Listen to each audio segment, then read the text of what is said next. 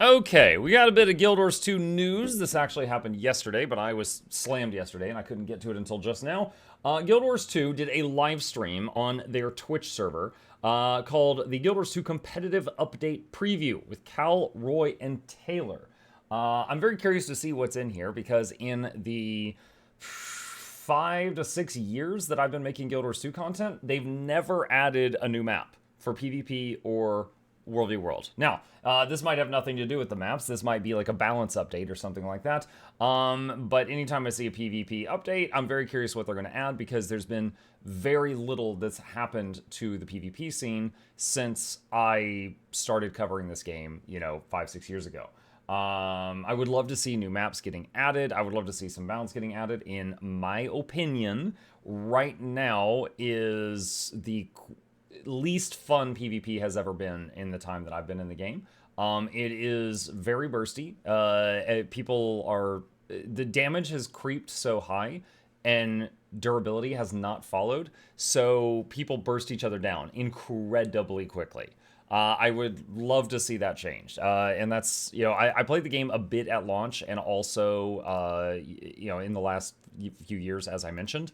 I've got about 5,000 games played in PvP. I know some people have way more, some have way less. I'm just, telling you the experience that I'm drawing from when I make these statements. But it is a game mode that I really, really, really enjoy in this game, but not lately.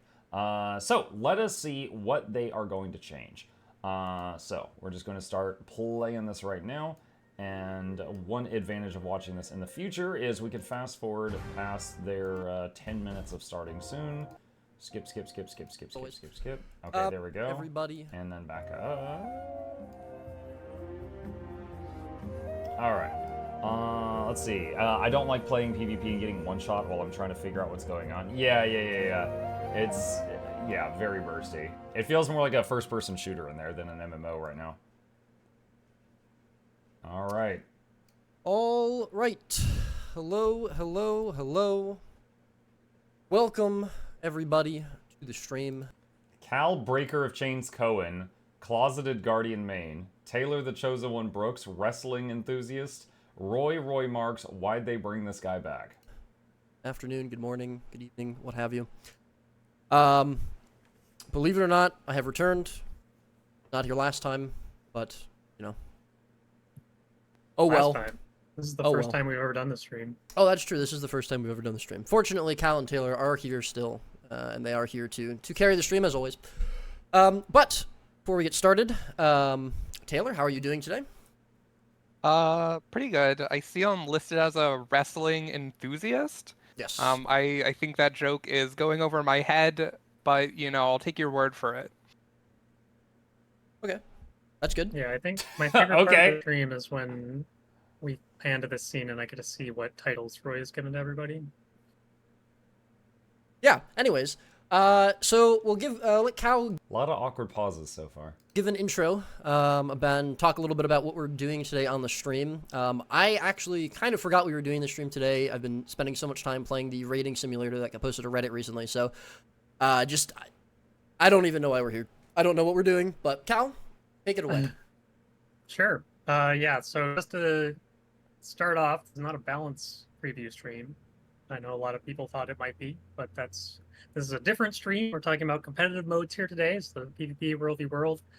We have seen kind of the response to the balance update previews that we've done, and we end up getting a lot of good feedback for those, and they're just kind of an enjoyable thing for you guys. One person in my chat said downstate should be removed. I hate all your effort and outplays being meaningless if you have if the enemy has better team play. I 100% disagree. Now again, people are gonna like different things, and it's okay to like different things. For me, if downstate was removed, even if the PvP balance was fixed, if they removed downstate, I don't think I would enjoy PvP as much. I as a support enjoyer, I like saving someone's life more than I like getting a kill in PvP. So when I can get like a clutch, search and rescue or Signet of Mercy or Glyph of the Stars off, and I find an enemy about to kill a teammate and I run in, save the teammate, then we kill the enemy. No better feeling for me in PvP. When they have World v World no downstate weekends, I avoid it those weekends. It, like, that doesn't draw me into that game mode for that special event. That tells me go do something else that weekend. So, I'm someone who enjoys having that as part of the game because it allows for more, more types of plays that I enjoy. But if you don't like that, that's fine. You're allowed to not like that. In the community, hopefully, at least that's the vibe we get, at least. So we keep doing them. So we thought with some of the competitive updates we were doing that it would be nice to do a preview stream as well. Get some early feedback. Obviously, some of the things are going to be a little bit harder to theory craft about before they're in game than balance stuff might be, but the same gist here, where it's like we're gonna show you some stuff that's coming. This stuff's actually coming next week. So that's pretty exciting. But in the future we might have a little bit more run-up time for the preview and before the release happens. But this one's kind of come together fairly quickly, so we are kind of winging it a little bit as we do so well. But we're going to be talking about some upcoming changes to PvP and World vs. World that are coming in the release next week. One thing I'll add is that we aren't going to say anything about the game mode stuff that we talked about very, very briefly for PvP. We'll talk about that a little bit later, but that won't be included in today's stream. Absolutely. So I think I covered everything. I think so. I'm mostly just here to be on the stream. I don't know why I'm here. Roy and Taylor are going to be doing most of the talking, so I figured I'd get all my rambling away. All right, so Roy said he doesn't know what we're doing. Cal says I don't know what I'm here, so I sure hope Taylor knows what's going on. Way at the start, maybe I can come back and ramble for the outro. But for the most part, I'm just going to sit here smiling while Roy and Taylor talk about changes for World v World and PvP. Hey, sitting here smiling's my job. Oh, and one other thing I was going to mention that probably no one cares about, but just to explain, I saw some people asking, like, what are these guys doing on this stream? Don't they do the balance streams?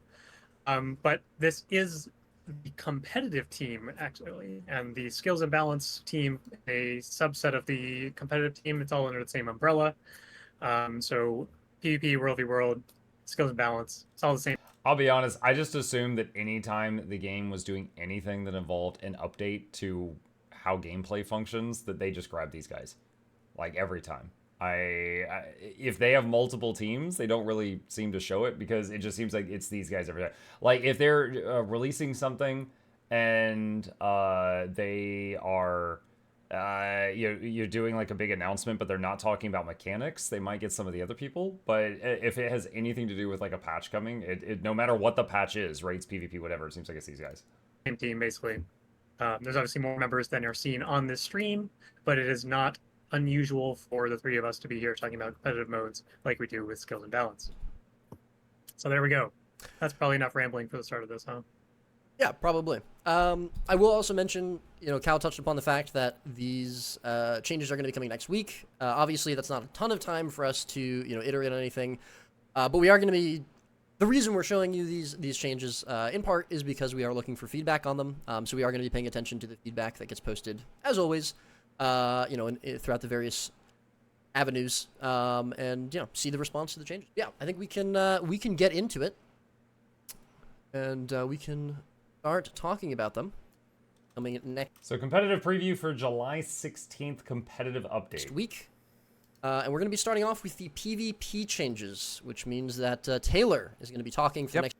Automated tournament updates, new colored title for tournament play, Jin's Dominion objective rework.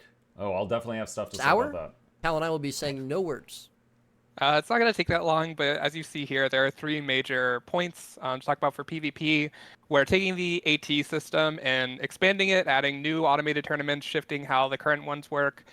We'll be adding a new colored title for PvP. After World v World and PvE got theirs, we got a lot of player feedback that PvP also wants one. So you guys know that we already said we're coloring Champion Brawler, but we're also going to be adding a new title for tournament play based on those ATs I just talked about. And then finally, we're doing a slight rework to Jin's Dominion's objective. We saw that, not many people really interacted with it. It was seen as not really valuable, so we've made some efforts into making people actually want to do the objective. So I don't know if they're going to talk more about the Jin's Dominion thing, so I will for a second. For those who have not played that map, that is a map that has 3 objectives on it, and in the middle of the map there is a genie lamp that you can go into that goes to like another section of the map that's like a little room. And in it, if you get the optional objective in there, the people on your team get a special action key that can like do a big spell one time. And most like there are many times you could play that game and never have anyone go in that room, and it's fine. Like even if you're like on the winning team, and then someone on the losing team runs in that room, it's not like, oh, we got to stop him. They can make a comeback if they get the lamp. No, they usually just ignore him. Usually I just see people duck into the lamp if they're low health and they're trying to run from an enemy, and they're like, if you want to kill me, you have to come in here and waste your time, and they try to duck in there just to hide and recover for a second, not to actually, they'll get the objective if they're there, but that's pretty much it. There are many games that get completely ignored. Side thing, Jen's Dominion is also the map where I pointed out to, I think it was Ben P that used to work at ArenaNet. One day he was in my stream. I was like, hey Ben, every time I play this map, as I use in-game music, the music just stops. It's the only PvP map with no background music. And I was like, I always have to like tab out and turn on exterior music because it gets too quiet. And he goes, wait, really? And I was like, yeah, it's been like that for years. And he goes, I set this map up. And I'm like, well, now I know whose fault it is. Ha. And he goes, ha. And then he quit.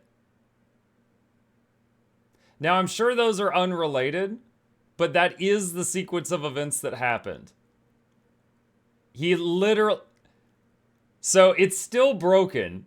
There's still no music there, last I checked. After, years and years.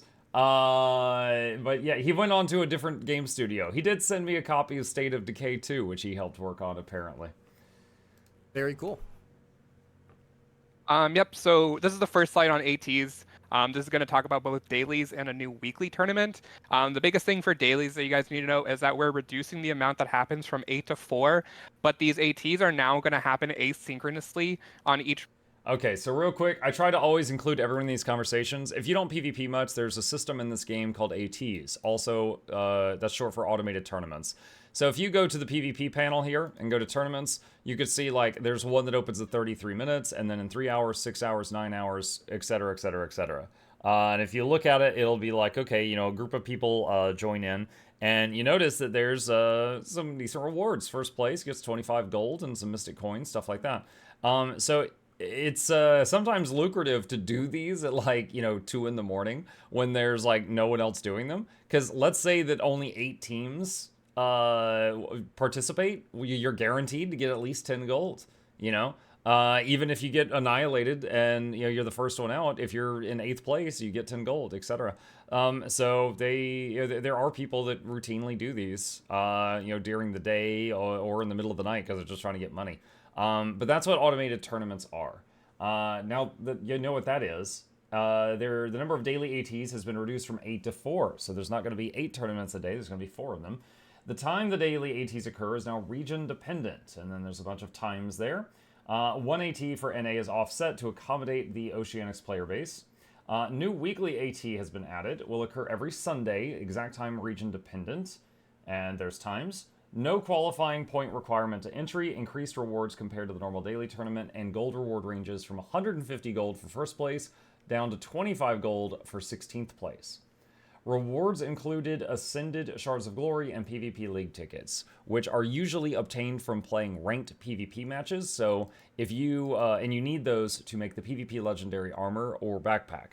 Or possibly the necklace too. But if you're working on any of the PvP related legendaries and you're doing tournaments, this means that you're still progressing toward getting those legendaries done in most cases. Region to happen more in their prime times. So you can see that I've listed the times for EU and NA here. In UTC, and then NA is also in PDT, so if you're East Coast, you can work backwards on what those times are. But basically, the EU ones are going to happen every 3 hours in a block of 4, and then NA is going to happen every 3 hours for a block of 3, and then we also have one that's offset a bit. That's because we see a high amount of off-hours play on NA, especially with the Oceanic player base, and so this one's positioned for them because we did see signups happening for them with the old AT system, and so we're going to be monitoring these times, especially the Oceanic one, to look at their signups, make sure if we have them in the right place. But these are the times they're going to go. Shattered said the speed is at 2x, and I don't like it. Just to show, the speed is at 1x. This is normal speed. With. And the bigger note here is that we're adding a new weekly AT. It's going to happen every Saturday or every. Oh, sorry, I misread it. You said don't sound like it. No, I'm watching it at normal speed. I watch things at 2x all the time. Last time I did that for covering the news, a lot of people got really upset because they couldn't understand it. So I'm watching it on normal speed for the normal people. Sunday, sorry. And as like the dailies, it's also going to happen asynchronously. About 3 hours after EU happens, it'll happen on NA. So hopefully be a better time slot for both regions.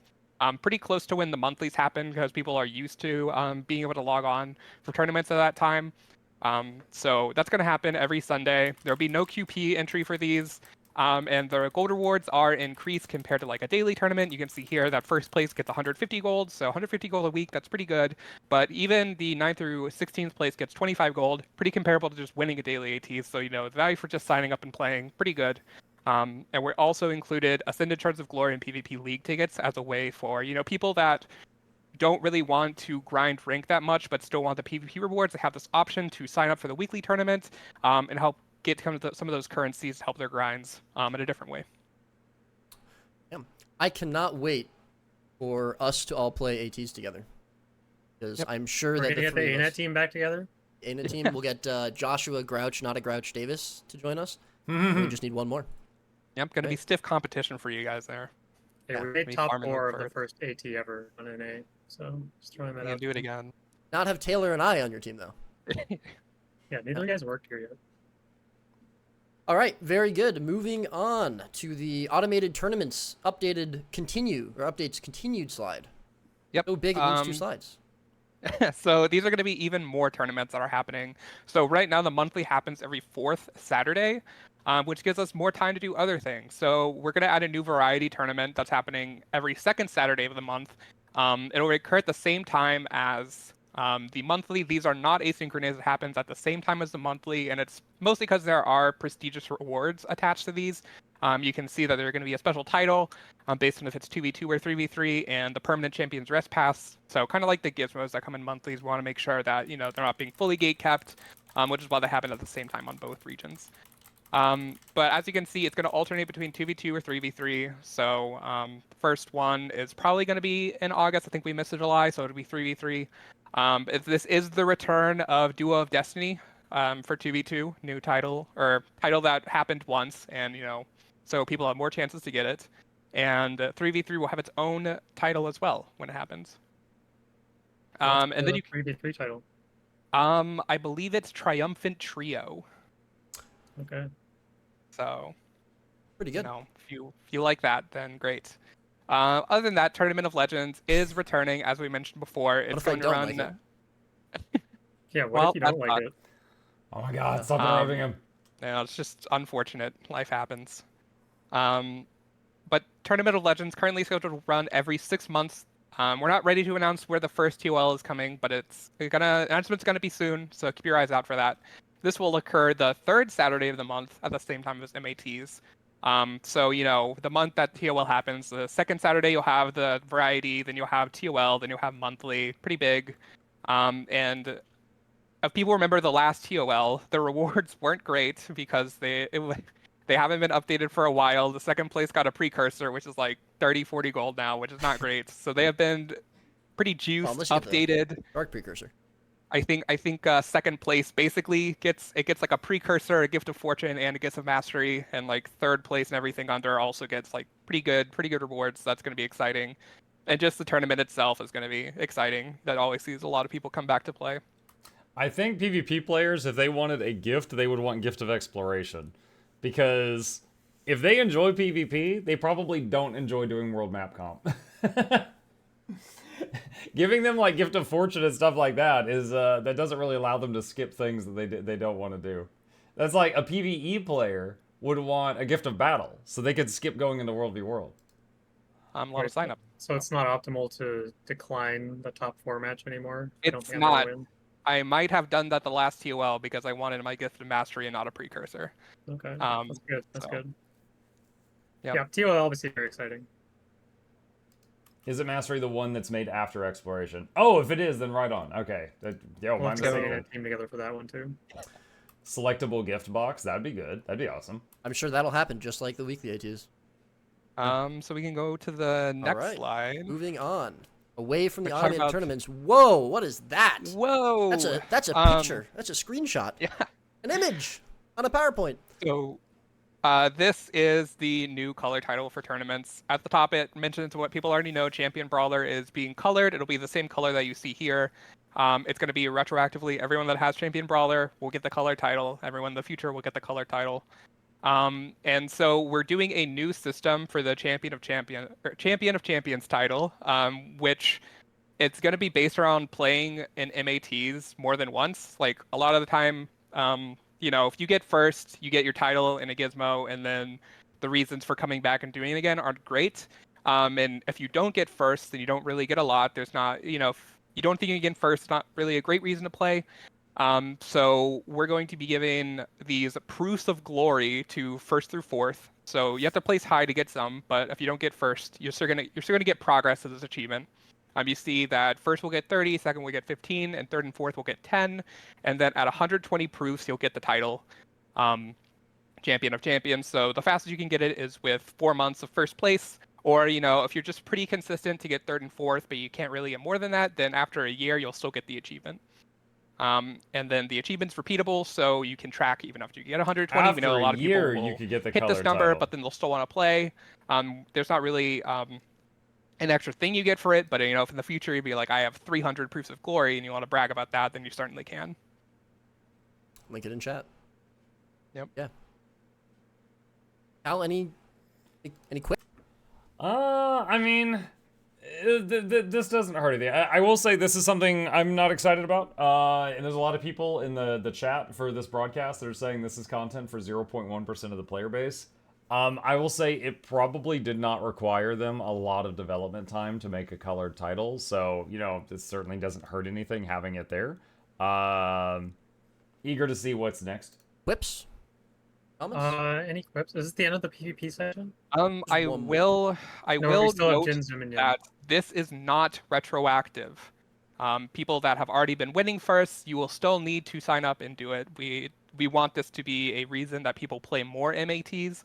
And so, you gotta play more for this. You don't get progress. You're not gonna get credit for things you already did. We want this to be a driver for more engagement. I don't have any good quips for this one. Alright. I expect one at the end of the next slide. And now we come to Jin's Dominion changes. You know what, Taylor? I think we'll have you talk about these. Yep. Fix it up a little. Jin's Dominion. Once the map came out, we definitely see a lot of people interacting with the objective, like I mentioned. It was seen as like low value. The only time people interacted with it is to go into the lamp arena to like kite and then come right out.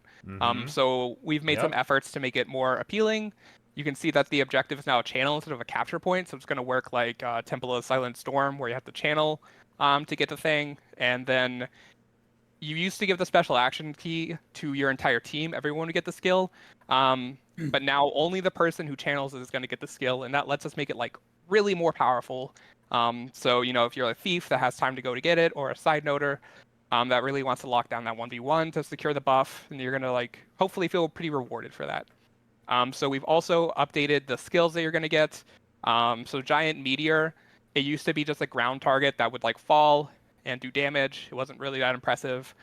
So now it's going to be a targeted skill, and it's going to follow them, kind of like Dragon's Tooth. And it's going to do a lot of things. This is basically like a kill marker that you put on your target. It's going to knock down. It's unblockable. It removes all their boons and applies vulnerability. If you see this on someone, if it's on you, you're going to really need to dodge this. And if you see someone on your team put it on them, to focus that target, force out a defensive cooldown so that they don't have a dodge for the Giant Meteor, or that they're going to dodge the Giant Meteor, and you can plan that they don't have a dodge after it. So this is a pretty good skill to use if you want to focus a target. And then the second skill is going to be Waters of Life. It's replacing Disenchantment Field. In its essence, it is a targeted AoE that revives allies and finishes enemies in a radius. It has about the same cast time as the So it's like function gyros. Necromancer, Signet of Undeath, so it's a decently fast cast. This could be obviously turn a fight really fast it's res signet, but also if you just want to finish an enemy, you have that option to do that too. How am I Pretty going to powerful. remove all of my boons now, though? It doesn't remove all of the boons from yourself. That's a pretty big upside, gotta admit. Or Oh, removes conditions from your upside, enemies. right? Yes, that's a good thing. You're right. Um, and then we can move on to the third skill, Waxing Doom. It lost a lot of value. Now that you're the only person on the team with the skill, doesn't really make a lot of sense. It kind of was that targeted fire before, but now we're doing Starfall, where it's going to be kind of like the worldly impact, kind of jump up and smash the ground. And it'll launch enemies in a radius around you, do some pretty good damage if you land it. But the bigger thing is that if you're on an enemy node that they control, it'll decap the node. So this is like if Oh, there's that's a kind of bunker cool. that's holding down a node, your team can't get it, or the points are close, you really need that fast decap, you can get the skill, go to the point, decap it immediately, nothing much the other team. That's kind of neat. The only mechanic like that where you do something on a node specifically and it instantly decaps the node that I can think of off the top of my head is the capture the flag mechanic. If you only play ranked play, you probably haven't seen this in ages because it's only in the unranked map pool, but there's one map where you can kind of capture the flag, and if you capture it on a node that you own, you get more points, but if you capture it on an enemy node, it instantly neutralizes the node and gives you some points. Team can do. So hopefully all these three skills are pretty interesting and valuable, and people will start interacting with them like the objective at gens. And the last point is that leaving the lamp arena will apply teleport sickness with a scaling duration like Skyhammer. So people are used to Skyhammer. This is kind of to both prevent people from going in and out of the lamp just to kite, but also prevent people from being able to go into the lamp, in and out of the lamp easily to just like one tap people to stop them from channeling the objective. If you go in and out, the first thing is pretty short, but after it goes like 10, 15 seconds. And so if you can't 1v1 the person trying to channel, you'll be in a pretty sticky situation because then they can just, you're trapped in there with them. So that should pretty much cover it. Little note that isn't on here is that the midpoint has a bug that it's slightly lower. So if you start jumping on the midpoint, you won't cap it. We fixed that. So that's also pretty good But did you add music to the map? change. But that should pretty much wrap it up for the PvP changes. All right, Cal. That's pretty good. Well, I don't have any quip, but I just have like more things to say. Okay. I think like the gens changes are pretty good. The secondary objective now being a channel, and Taylor talked about this a little bit, but like it's so much faster to cap now as well. Instead of having to stand off the map for like 14 seconds to cap a capture point uncontested, now you just pop in. So it's a lot more like Coliseum, where like those buffs are things that it's very easy for a roamer to go pick up or someone to go snag after a fight ends. So we're hoping to see a lot more engagement with the secondary mechanic because it's now a lot more powerful, but it's also easier to get. Yeah, I will also say that this is not being added to AT's MAT schedule. We would definitely want to see how people play with this before we added something big like that, but we'll be keeping our eye on this map and see how people react to these changes. All right. I guess the one other PvP thing. So yeah, just to kind of echo what he said, in the Eternal Coliseum map, there is the sword and shield buffs that roamers will frequently go get, especially if they've got a teleport like thieves with their short bow, because like there's basically a spiral staircase type thing to get up to it, and a thief can just target the bottom of the floor above them, and they'll teleport onto that floor, and they can, without wasting a lot of time, go get that, and it can help them win the next couple of fights. Having an instant node decap or an instant not on the slide anywhere because it's already live. Stomp or instant revive, stuff like that, like these could absolutely be useful and worth the detour. And keep in mind, in Jin's Dominion, the lamp is in the center of the map. It's not like on some out of the way location like the Coliseum one is. So I think this might successfully make people actually visit the lamp from time to time, because like if you've just downstated a couple enemies and they're going to respawn, especially if you're at the mid node, the lamp's not going to be very far away, and it's like, okay, well I could just stand here, or I could just dip in there and grab the thing. Why not? Is the rank reward updates. You have anything to say about those, Taylor? Or we already put them in the patch notes for the last release, I believe. So yeah, people are aware. But do you want to talk about it at all? Yeah, people didn't see them. Ranked rewards got updated. Basically now, for as you do your ranked reward track, the chest you'll get. We added karma to PvP. That was a big ask because a lot of the special skins, like the Aurene variants, cost a lot of karma, and main PvP players didn't have a great resource for that. So we're added that. You're also going to get faster PvP ranked reward potions as you progress, which will obviously make your reward track go faster, more gold, which is great. We also reduced the amount of ascended shards it costs to buy ascended armor and increase the amount of Grandmaster marks you got from doing the ranked reward track, which in itself just makes it easier to get ascended gear. We know a lot of people want to play more than one game mode, and so we didn't want to make it feel like when you're playing PvP, you're wasting your time and you can't, grind for the gear that you could in PvE. And we want to make it easier to go back and forth game modes. So hopefully all these changes make it feel more rewarding to play PvP and easier to just get involved with the game in general. All right, very good. Now move on to the world versus world updates. So I will be talking for a little bit. And yeah, we're going to be focusing on some scoring updates. We've talked about this a little bit previously. We mentioned in a blog post that we really wanted to heavily rework some parts of scoring, how scoring works in World versus World. We've also got an update on how contested objectives works, and we've got a little bit of a look at tactic and some siege updates there in World versus World. Right. So first and foremost, a lot of numbers here. Feel free to screenshot and or go back in the VOD and look at them. I have played. I'm not gonna say like as much World v World as I have PvP, but I've played hundreds of hours of World v World, and I've never really cared about this. If you just go in there and you're simply just playing it for the fun of the game mode, or because you're grinding a gift of battle, this will have no effect on you whatsoever. But if you're competitive and you want to get bigger number than the enemy team, stuff like that, then this would be the kind of thing that might really, speak to your heart. You can see at the top, the first one, the table there is for EU. Second one is for NA. We've got the time zones, their own respective time zones. But the idea here is basically that victory points, which are the points you earn every skirmish, which are 2-hour blocks for World versus World, are now going to be weighted based on the player population per that skirmish, and per. Again, we have the different ones per region here. The idea basically is that we want to make sure we're rewarding, the time zones or the time blocks that are, based on the amount of players that are playing them. Right now, every single skirmish is worth the same amount of points, no matter how many players are playing versus them. We don't want to, feel as though we're taking away points from players, but we also want to make sure that we're giving players, an equal amount of points based on, again, the activity during that skirmish. These are numbers that we're planning on tweaking if needed. This is obviously, the first time we're changing this. These numbers might not be perfect, first go.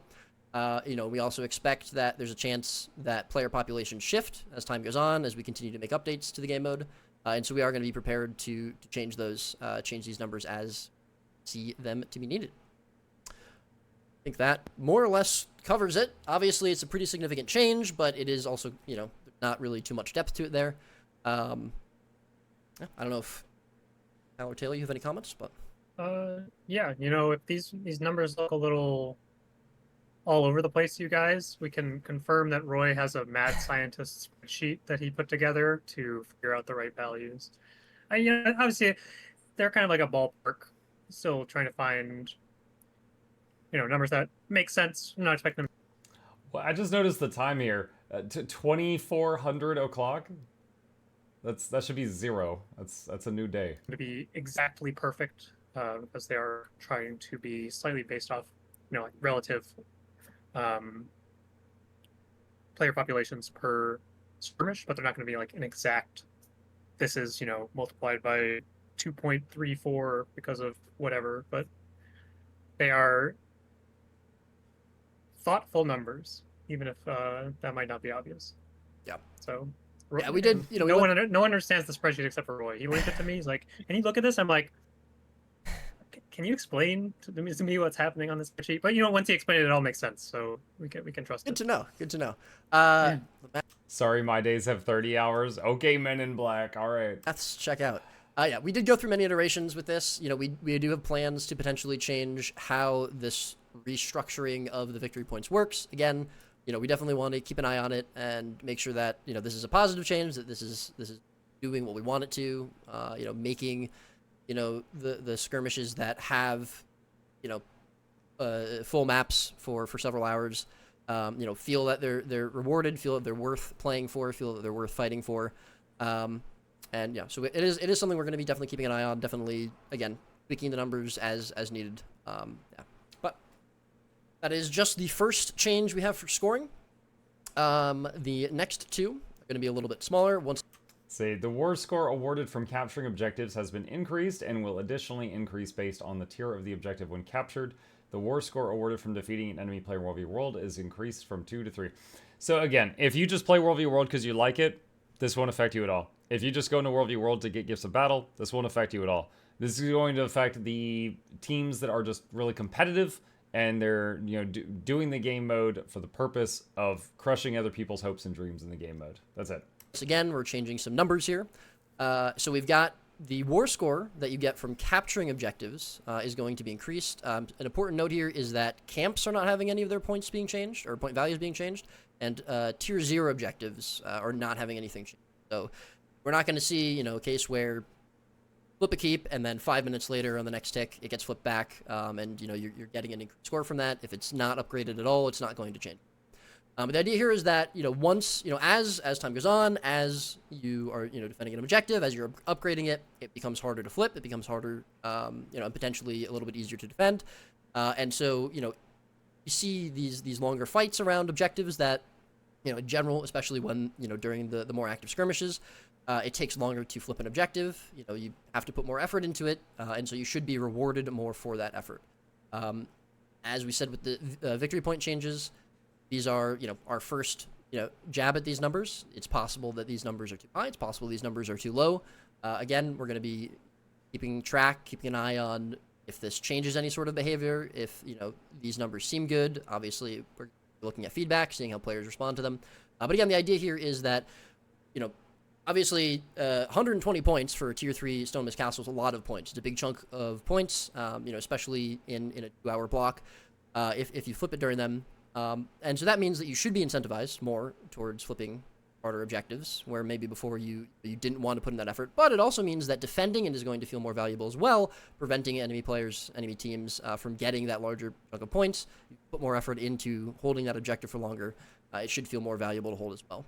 And then on the bottom there, small note, very, very self-explanatory. The war score you get from killing an enemy player in World vs. World is going from 2 to 3. This is...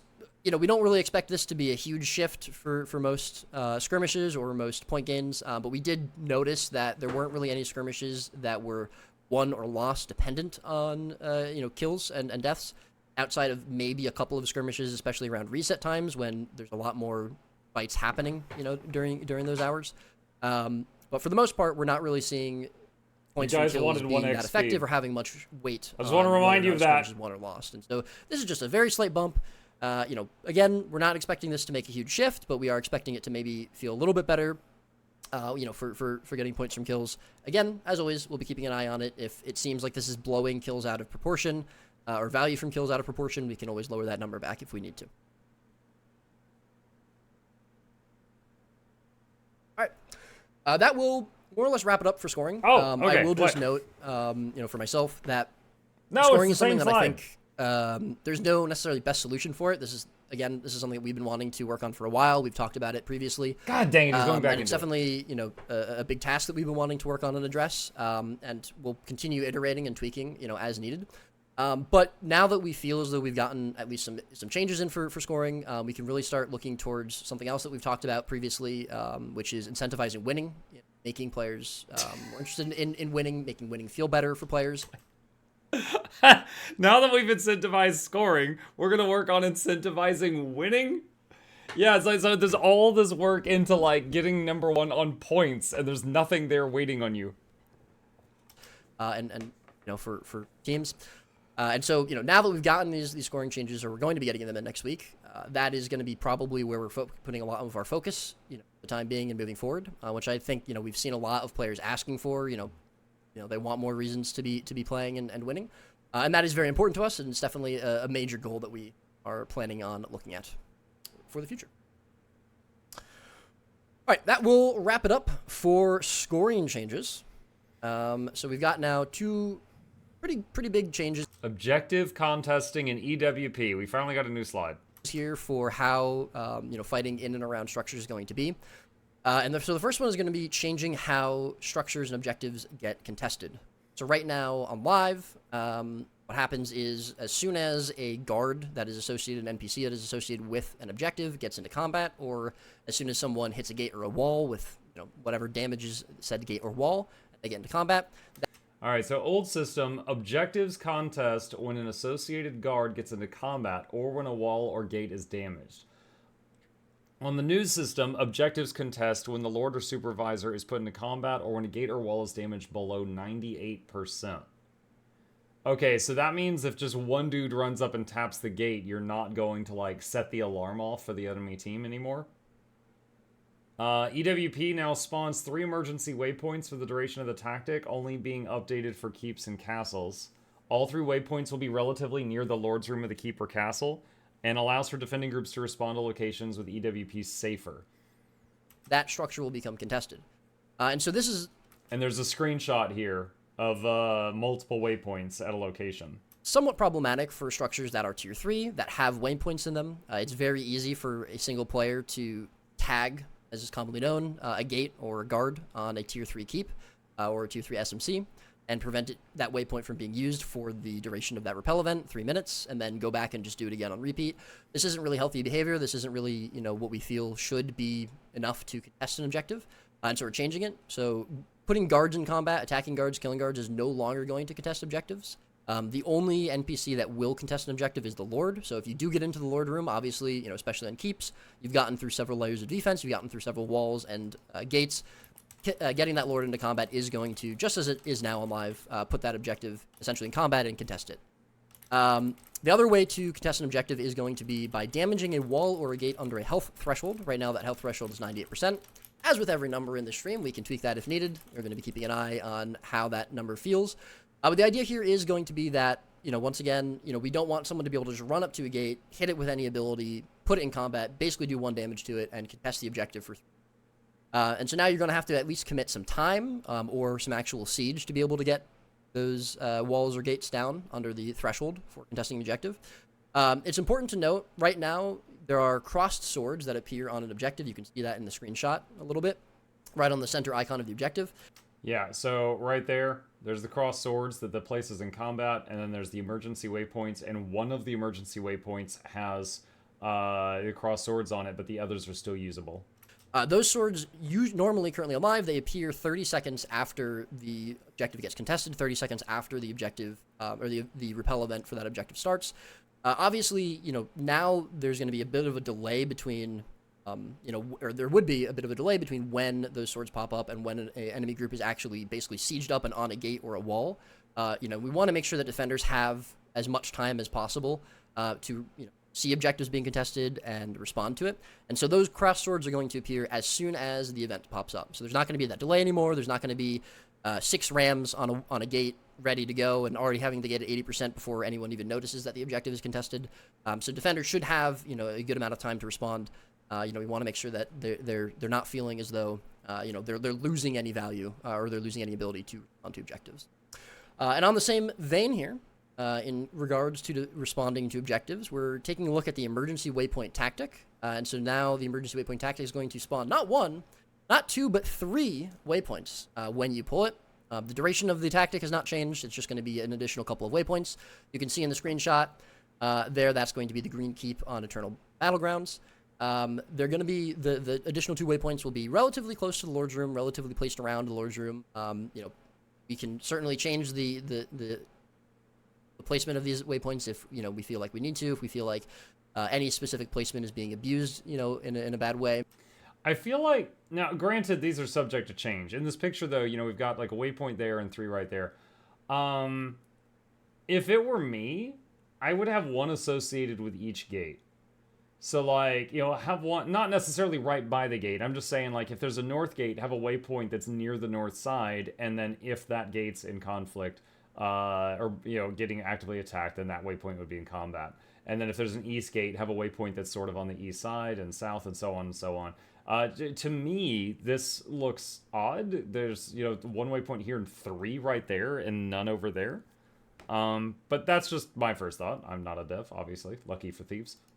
But the idea here is basically that a lot of times what we see is an enemy group will break into a lord's room. They'll be on the lord. Defenders, whether they've been focused on defending another objective, they've been focused, they just weren't aware, maybe of the attack, whatever it may be.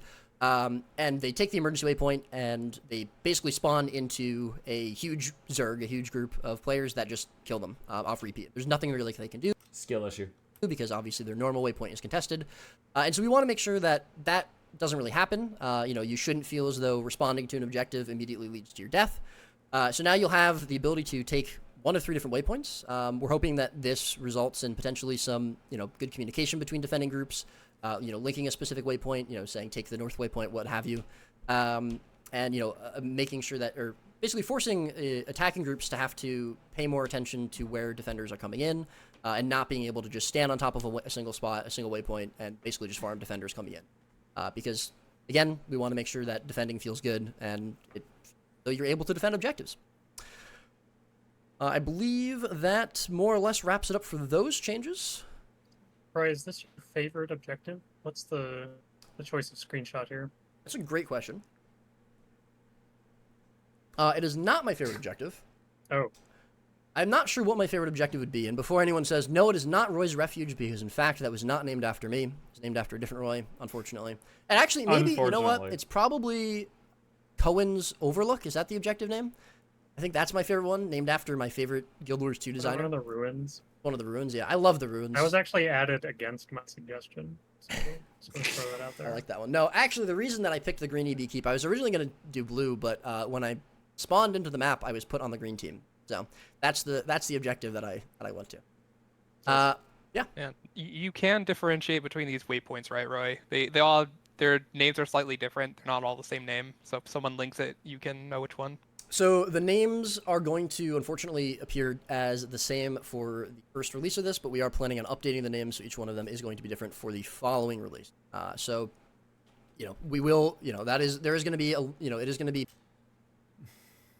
But he did mention linking it earlier, didn't he? Potentially a little bit harder to determine which waypoint is which. But again, if you link a waypoint in chat and someone takes it, they'll be able to just go to that direct waypoint. Okay, yeah. All right, so linking it is still a safe bet. So people are just going to use the linking. The link will work.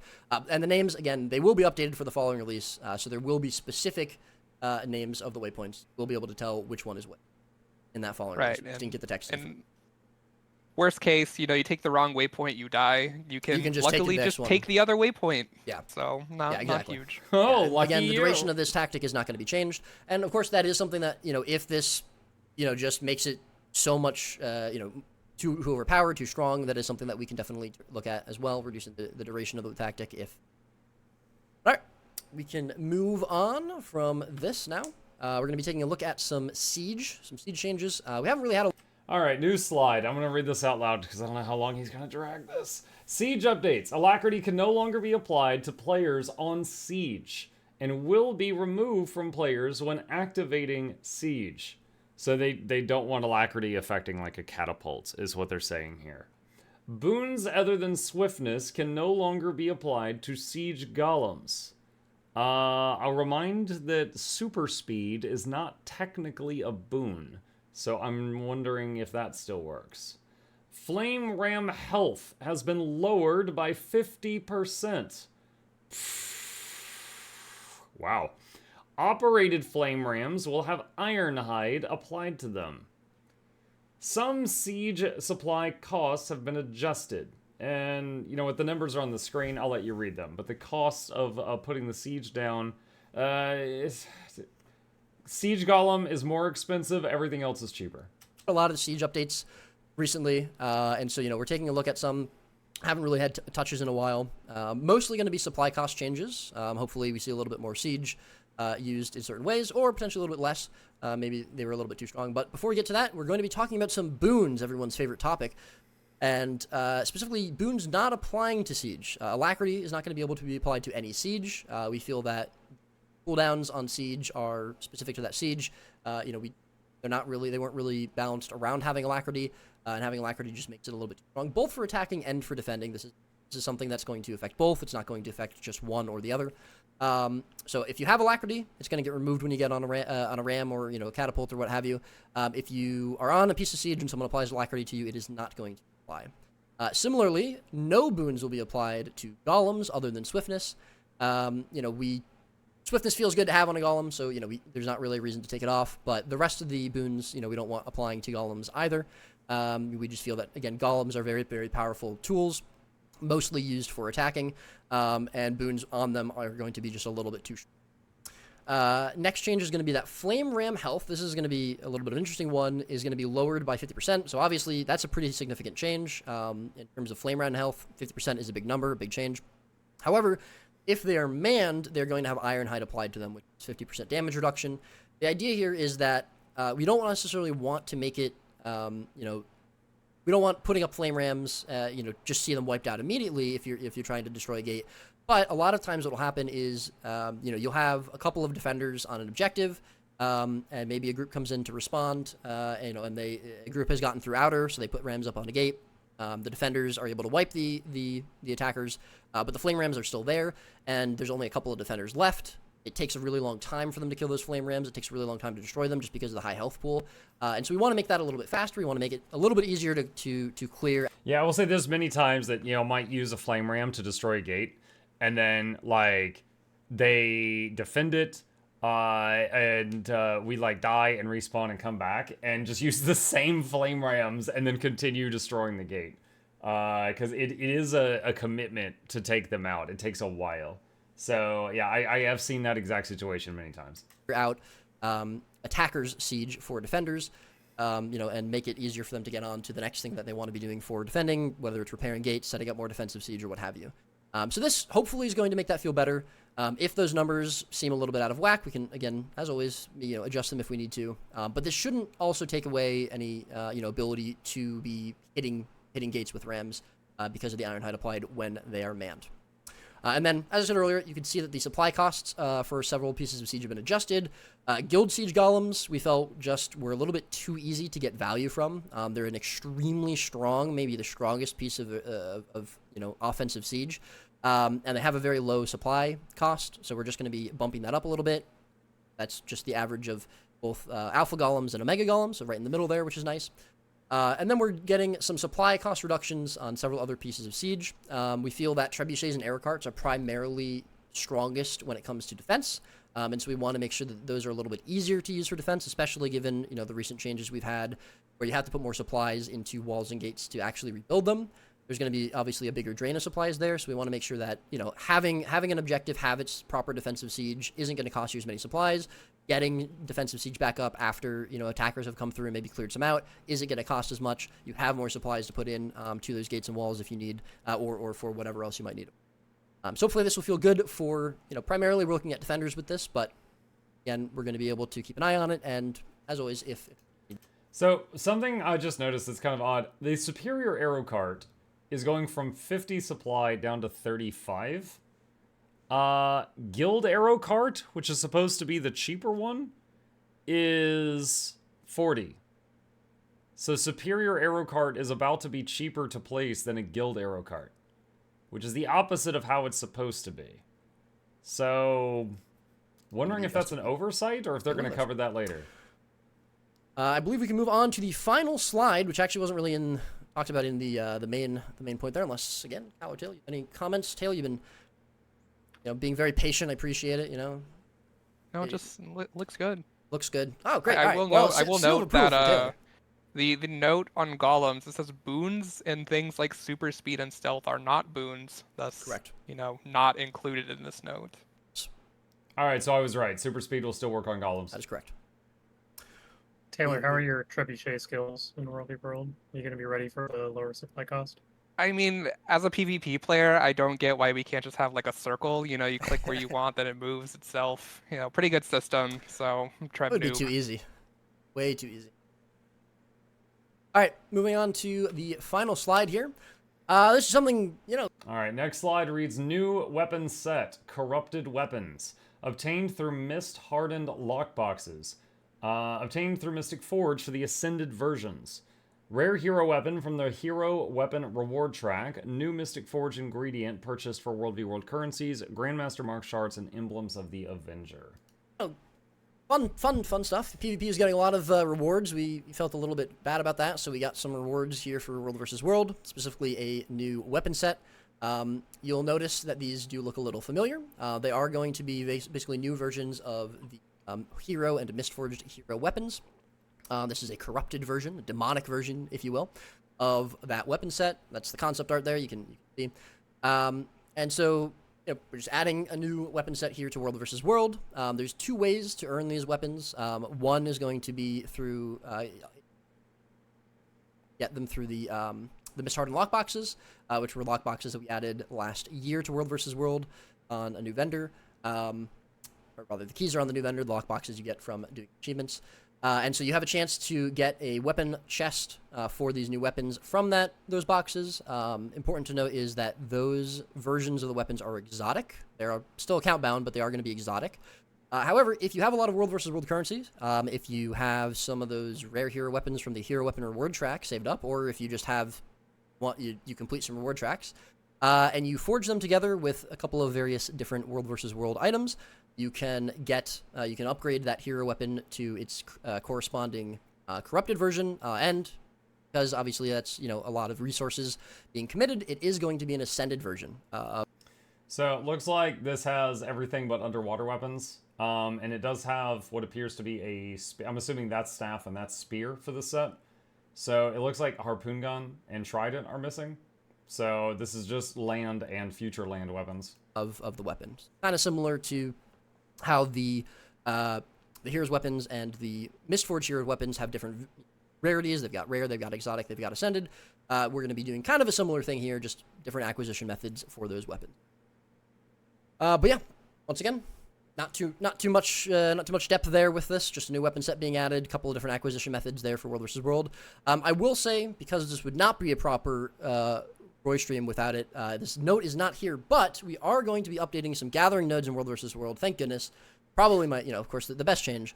And herb synthesizers, depending on, heard it both ways. Are going to have a chance to drop the varietal seeds needed for ascended cooking. But you will still need the requirements. That's actually pretty cool. For anyone who has never been in charge of making ascended feast, yeah, I find it tedious. I'll just take 100 gold and throw it at someone else in my guild to be like, can you stock us up? I don't want to deal with this. But there is ascended stuff that you can grow in your home instance to get some of the materials you need, and you have to replant it each day. It doesn't just automatically grow back each day like most of their home instance nodes do. And some people will do these every day and then just put them on the trading post because other people like myself don't want to deal with that. So just getting them sometimes as random loot from World v Worlds is actually kind of huge, because that's another source of income into the economy for that resource that didn't exist before. So it is possible. Now, there's a demand for those constantly, because those feasts are used for, raids all the time. And strike missions and stuff. So I don't know that the price is going to go down much, but the price could go down with the influx of these coming in. Completed, just like you would in PvE versions, achievements for ascended cooking. But as you travel across the borderlands, the mists, and you get those sweet herb synthesizers, you will have a chance to get those varietal seeds, which is very nice, very sweet. But, yes, I believe that will wrap it up for the World vs. World changes as well. As we kind of mentioned before, not talking about balance of the stream, not necessarily, a really long stream, to just get a lot of these changes in front of y'all. And as Kyle mentioned at the beginning as well, we are going to be releasing these changes next week, which means, wouldn't necessarily have a ton of time to iterate on things, but we are looking, for earlier feedback on what you're seeing here. Obviously, a lot of these changes are going to be things that need to be played with, especially with the World vs. World changes, which are relying on a lot of numbers, that just, we're going to need to see how the live audience is playing with them.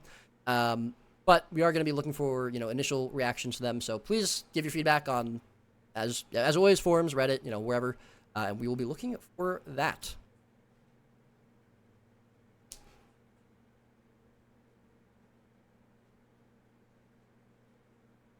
Did you ask me I didn't pause it. That was just 10 seconds of silence.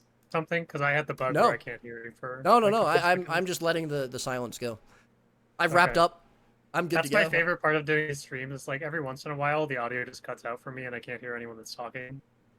So I just sit there hoping that something will happen. So 2x that speed. I not can't take it interrupt anyone. anymore. Yep. All right. Chandler, I don't know if you have any final thoughts you want to give for the PvP changes you talked about already. I mean, I just have a question. Like, do you guys like 3v3 tournament is coming? I'm busy. You're busy Okay. every single time that it fires. It's I think I'll have to check my calendar. Anyone in chat want to join me? Triumphant Trio, we got this. How will come? Send me a DM, anyways. Skip. Very good. Well, yeah, that's gonna wrap it up. Once again, the changes, Skip. with the balance preview streams, we'll have the forum posts for all the changes that we've displayed here on the forums. But because these changes are coming out next week, and we're basically just copying the here. I don't know those if the on forum release posts pages exist next week. yet. Those are Skip. coming out. I don't think I messed up the slide, so actually, I'm But 100%. is actually really bad. It is, yeah. Throw that out there. Please. And you said it's your line, but I'm gonna say it Alright, first. take us out, So, you know, get ready to queue for those new AT. As short as it was, make sure to give us your feedback as always, and we'll be keeping an eye. Everyone likes the balance of these streams. So you guys like competitive stream? I think I'm also interested because it's the first time that we've done this for non-balance change. Okay. All right. So, wow, that was something. All right, so I've mentioned before, I am someone who, over the course of this game, has loved PvP. There has been months that have gone by where literally PvP is the only thing I did in Guild Wars 2. I've never been as passionate about World v World. I have got hundreds of hours of in there. I've got legendaries from World v World, like I made Conflux, stuff like that. But I very much do it as just kind of like a chill activity when I want to go in there and, you know, shoot arrows at people for a few hours and just put on some music, stuff like that. So as a player that, you know, I just described, I feel like almost nothing here affects me. And I feel like that's going to be that way for many people that play the game.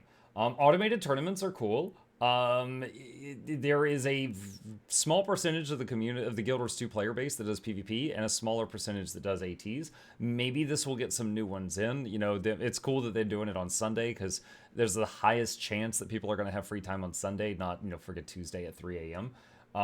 So, you know, more ATs with more prizes. Maybe that'll get more people to try it out. So that's, you know, that's okay. PvP colored title that could take you a year to earn. I don't know that anyone's going to care about that. Maybe a couple of people, maybe like one guy in California. Tournament of Legends, Jin's Dominion changes. I think the Jin's Dominion changes are a positive thing. I think it's a small positive thing. It's like, oh yeah, okay, that's nice. Like that's a small positive thing. And like, for example, the music thing that I mentioned, that's not a huge deal, right? I know that's not a big deal, but I feel like it should be something that's easy to fix that I've reported on and off for 6 years. So it's just like, I'm shocked to see it's still not fixed. Like that's something that I'm just like, come on, really? You know, so that's something that makes me groan a little bit. All right, so Jin's Dominion change, not a bad thing. World v World scoring, 99.9% of the player base is not going to be affected nor care about this. There will be a couple of dudes on what, you know, the server formerly known as Maguma that will. Congrats to them. They're right now. There's all these ways you accrue points to win. There's no incentive to win other than just, you know, my score bigger, you know, and then just, you know, toss it on the table. That's it. Again, same here. My score bigger. There's no incentive to win. I don't think it really matters until they, you know, finish fleshing out this idea. Objective contesting and EWP. This is interesting. This could make emergency waypoint more useful and harder to get it completely shut down a little bit until everybody memorizes all the new locations. No longer able to, because I've this first part I've totally done this. Run up to like a fort that's you know, just we're not touching it, and just hit the gate one time and run away just to set the alarms off, just to mess with the enemy, just misinformation. So, like, you know, this is going to change that slightly. So that will slightly impact how people, you know, do that. Siege updates, you know, them changing the cost of stuff. You know, this could result in a lot of things, such as way more arrow carts. You know, having arrow carts be significantly cheaper, you could have way more of them at a node defending it. And, you know, 5 people with arrow carts in good positions can really, really pester 20 people banging on the gate. They're very powerful. Boons not working on Siege Golem, so you can't just have like 25 stacks of mind on the Siege Golem anymore. Can't have quickness and alacrity on it. Can't have alacrity on your catapults anymore. Flame Ram health, if no one's in it, is going to be much squishier. And then like a new weapon set that involves, you know, doing the game mode. So, I don't know. As someone who hasn't done this game mode much recently, I'm kind of disappointed by these changes. There's nothing in here that's going to get me back in there. And you know, I mean, maybe I had my hopes too high. With the new expansion coming out, when they mentioned these changes at the beginning of the video, I mentioned like, oh man, I'd love to see a new map. So it's kind of sad not to see like a new map or anything like that. But maybe I'm completely wrong. I'm curious if any of you are like, you know, diehard PvP World v World enthusiasts, like you still do just exclusively that game mode. Do you like these changes? You know, do you think these are good? Put it in the comment section down below, and I will fight you there.